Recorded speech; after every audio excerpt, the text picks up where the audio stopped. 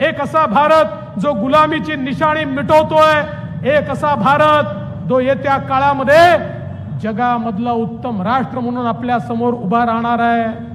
आणि बंधू भगिनींनो, हे सगळं करत असताना आपल्या सगळ्यांना माहिती आहे की आज मुंबईमध्ये आशिषजींनी सांगितलं, मुंबईतलं जे परिवर्तन आहे हे आपल्या कार्यकाळात झालेलं परिवर्तन आहे, हे मोदीजींच्या आशीर्वादामुळे झालेलं परिवर्तन आहे।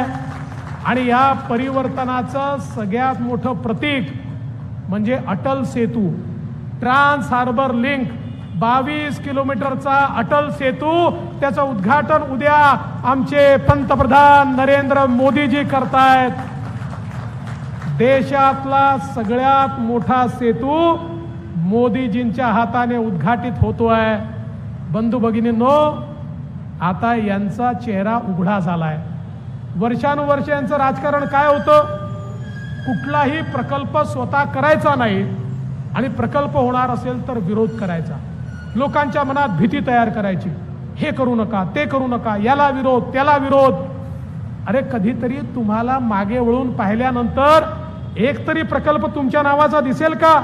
मागे वळून पाहिल्यानंतर जनता तुम्हाला ज्यावेळेस विचारेल मुंबईमध्ये तुम्ही एक तरी विकासाचं काम केलं का, काय उत्तर तुम्ही देणार? हा माझा त्यांना सवाल आहे। कारण जेव्हा जेव्हा मुंबईकरांच्या हिताचे निर्णय घेण्याची वेळ होती त्यावेळी कोणाच्या तरी दबावात हे होते, कोणाचं तरी वैयक्तिक हित हे सांभाळत होते आणि म्हणून मुंबईकरांच्या हिताचा यांनी कधीही विचार या ठिकाणी केला नाही।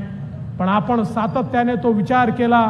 आज आपण बघा, जे प्रकल्प आशिषजींनी सांगितले, मुंबईचं ट्रान्सफॉर्मेशन होत आहे, आमच्या मेट्रोमुळे होत आहे, आमच्या कोस्टल रोडमुळे होत आहे, आमच्या बुलेट ट्रेनमुळे होत आहे, आता तर बोरीवलीपासनं ठाण्यापर्यंत ट्विन टनेल तयार होतोय। 1.5-2 तास ज्या ठिकाणी लागायचे 20 मिनिटांमध्ये आपण त्या ठिकाणी पोहोचणार आहोत।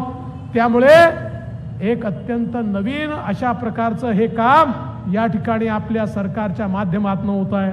आणि एवढंच नाही तर आपण आपल्या म्हाडा वसाहतीमध्ये इतके वेगवेगळ्या प्रकारचे निर्णय घेतले आणि वर्षानुवर्ष आमच्या म्हाडा कॉलनीमध्ये जो सर्व्हिस टॅक्स वसूल होत होता, 450 कोटी रुपयाचा टॅक्स, आशिषजी तुम्ही मागणी केली होती, प्रवीणजी तुम्ही मागणी केली होती, हा पूर्णपणे रद्द करण्याचं काम आपण केलं आणि त्या ठिकाणी आमच्या सामान्य लोकांना त्यातनं बाहेर काढण्याचं काम आम्ही केलं।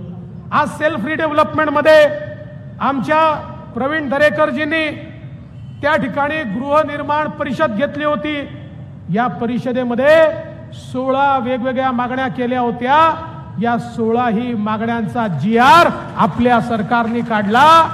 आता जो आम मुंबईकर आहे, जो गरीब आहे, जो मध्यमवर्गीय आहे, याच्या पुनर्विकासाचं स्वप्न हे पूर्ण होणार आहे। आता त्याला बिल्डरच्या घशामध्ये जाण्याची आवश्यकता नाही आहे, तो स्वतः विकासक होणार आहे।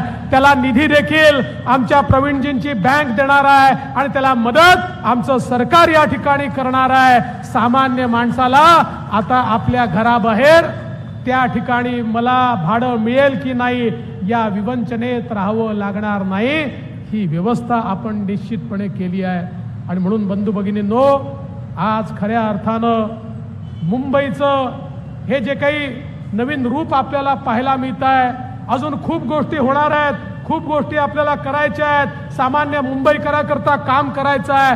पण हे सगळं काम होत असताना आपली संस्कृती, स्वभाषा, स्वधर्म या सगळ्या गोष्टी आपल्याला लक्षात राहायला पाहिजे आणि त्या जर लक्षात ठेवायच्या असेल तर आई जिजाऊंचं दर्शन आणि छत्रपती शिवरायांचं दर्शन हे सर्वात महत्त्वाचं आहे। आणि आता ते दर्शन आपल्याला जाता येता घडणार आहे। म्हणून गोपालजी तुमचे मनापासून आभार मानतो आणि या अतिशय उत्तम कार्यक्रमामध्ये या ठिकाणी तुम्ही मला निमंत्रित केलं त्याबद्दल तुमचे आभार मानून मी माझे 2 शब्द संपवतो।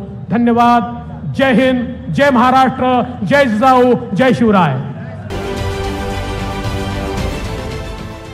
देश विदेशातील प्रत्येक घडामोडींचे लाईव्ह अपडेट मिळवण्यासाठी आता साम टीव्हीच्या सर्व सोशल मीडिया प्लॅटफॉर्मला लाईक, फॉलो आणि सबस्क्राइब करा। तसंच सर्व नोटिफिकेशनसाठी बेल आयकॉन प्रेस करायला विसरू नका।